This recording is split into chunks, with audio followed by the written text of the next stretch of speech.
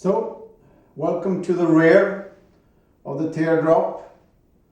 As you can see, I've completed pretty much the shape of the rear according to my templates, according to the plans that I had from the beginning.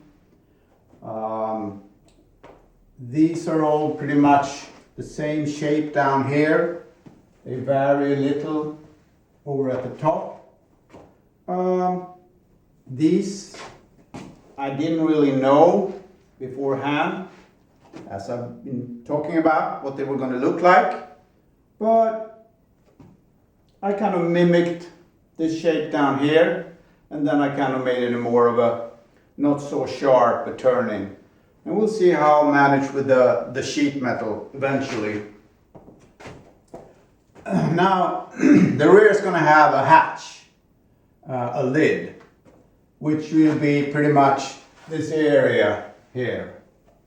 That's going to open up, and I didn't really know how I was going to make that, so I decided to make the rear without a separation for the lid. And so these parts here, they've been kind of, shaped where they're supposed to be. And then I've started to put in more rods, which will be the shape of the hatch. And eventually I'm going to cut them apart.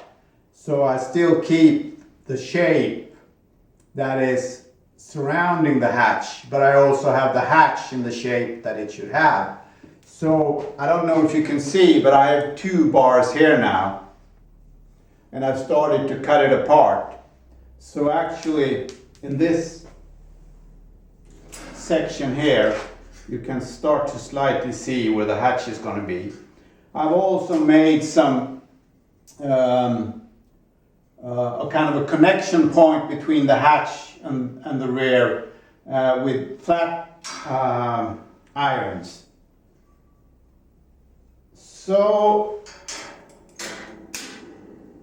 not that much more. I also want to kind of get the fixtures for the hinge in the back at this time as well. So we'll see how that shapes up. It's going to be easier because this one doesn't really have to swing away like the doors because it's straight up here. I don't know if I'm going to use one of those, I think they call them piano hinges, long thin ones, or what I'll do. We'll see. So I have one more rod to put in here and one up top, and then I can kind of cut out the hatch and remove it. So not that many rods to bend now, which is good. Bending rods was fun in the beginning. Now not so much anymore. I've had my fill of bending iron rods, but I'm pretty close to getting there, so we'll see. But better. I put in some more hours, and I think I've reached my objective. Another one of those ta-da moments. And for those of you who are not familiar with Calvin and Hobbes, check them out. I feel a little bit like the intrepid explorer spaceman Spiff opening the hatch. But of course it's not a space rocket, it's still my trailer. But this is what I've done. And as you can see, I have two flat irons, one here and one up top there, so that eventually I'll be able to fit the hinge. And the shape looks all right,